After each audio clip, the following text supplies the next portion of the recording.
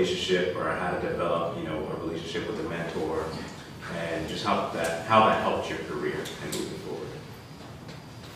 And we'll give you time to think. Let me start then. Okay. The first thing I want to say is that you have many mentors, and sometimes many mentors at one time throughout your whole career, and they will change. And when you asked the question, the first one that came to mind was who I consider was my mentor when I was here at Penn State, because he set me on my whole path for my technical training, my area of specialization, and so forth. And he was a professor here, Bob Cable. I don't know if he's even around. I mean, the old timers here know that, but he's now retired. But he taught a class in kinetics. He got me excited. I liked him. There was a natural, personality kind of match. He even took me in. I did experiments. I had undergraduate research, doing kinetics experiments in his lab.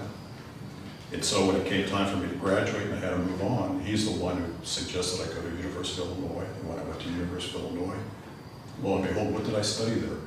I studied chemical reaction engineering, okay?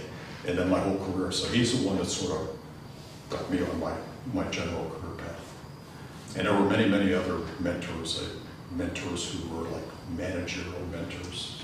You know, I talked about before the one fellow who was kind of like you can even have bad mentors too. I mean, the guy who was a bad manager taught me a lot about how not to manage.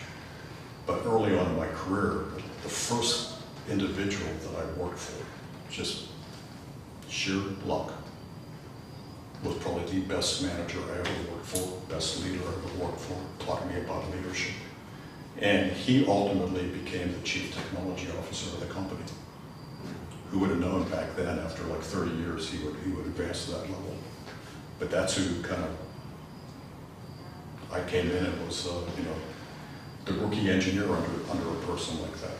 So you have a number of mentors all through your career. Okay, so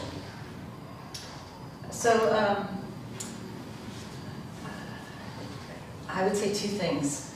Mentors can come from anywhere. They don't have to be at a higher level in the organization than you are in order to be a mentor.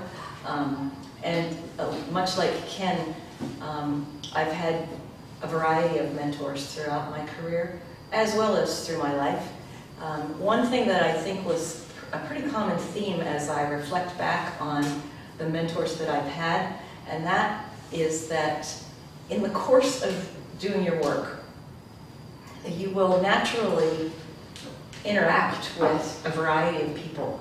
And the extent to which, I'll say I or you, may demonstrate that you have ideas or that you have energy or that you've put some good thoughtful work into something, oftentimes will impress people around you to the point where they'll likely think that you're the kind of person that they want to have on their team. And they will almost naturally want to help you because you're helping them. And so a mentor-mentee relationship is a two-way kind of street. And more often than not, the situations where I found myself with a really great mentor has been something that kind of developed naturally. Another thing I would say is that if you're looking for a mentor, you know, this was not something that was part of my early career development, this whole concept that seems to be, you know, much more defined today than it may have been years ago.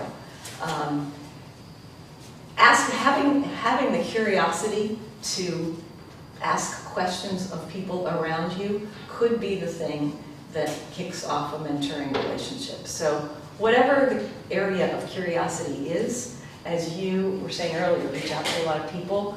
Brad, as you reach out to a lot of people with whatever the issue is, of how to get along with your boss, or how to solve this, you know, particular problem associated with the role or the assignment that you have, you will, by asking questions, you probably have thought of some solutions, but maybe not what you think is the best solution. So your curiosity and your thoughtfulness in terms of your own ideas about whatever it is that you need to work on leads you to people who you will engage with. And like I said a little bit ago, as you're helping them, they're helping you. And so finding a good mentor-mentee relationship kind of develops naturally. So how to translate that into the way that mentor-mentee relationships seem to be operating today is you might start a new job, or you might be a student right now interested in finding a mentor.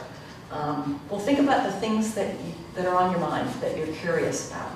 What do you want to know more about? Whether it's, how to think about companies to interview for, or how to compare them and decide which one, once you get some offers in place, or how to deal with conflict, or how to deal with whatever problems or situations you have academically. Think about your curiosities and reach out to any opportunity for mentoring. And if it starts kind of clicking, it will happen naturally, I think.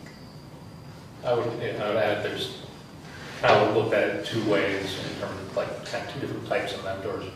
The one, as you feel out, say, into an organization, it's oftentimes very helpful to establish a relationship with someone who is perhaps 1 or 2 levels up from you, who preferably not in your reporting chain, but close enough that they see things and hear things. Because at some point you are probably going to want to know from not just your boss or your boss's boss, how are you viewed within the organization that you're in, and what things could you do maybe a little bit differently or take a different approach to, or whatever, that this person may be able to help you with. And it still has to be some kind of personal rapport that you can have those kind of conversations, but it's oftentimes helpful to have someone who kind of has their pulse on the organization to know kind of where do you fit, where's your, in maybe a situation where you have the lousy boss, or even okay boss, second opinion kind of situation in terms of, is this the right direction to be going, is this the right type of work to be doing, whatever. And then the other one that I always found helpful was, especially if you're in a technical role or partially technical role, is kind of who's the guru in that area in your company or in your facility that you might be working in, and can you get to know them? Oftentimes they've probably forgotten more about the work you're doing than you know and you may ever know. So it's good to find who are those kind of folks who can you can bounce ideas off of. They might point you in some other direction in terms of, back whenever we looked at something like that and there was this outside firm who helped us do some kind of analysis or do some kind of testing that maybe you've never heard of, and there's nothing written down, nothing in any kind of troubleshooting guide in terms of that, but they know because they've been around, some options that might be available that you might never hear of. So I've kind of always had those kind of two different angles if I've been in just a general organization kind of thing, interpersonal, that sort of thing, and then the more technical, who can help you solve problems, develop plans and that sort of thing, technically.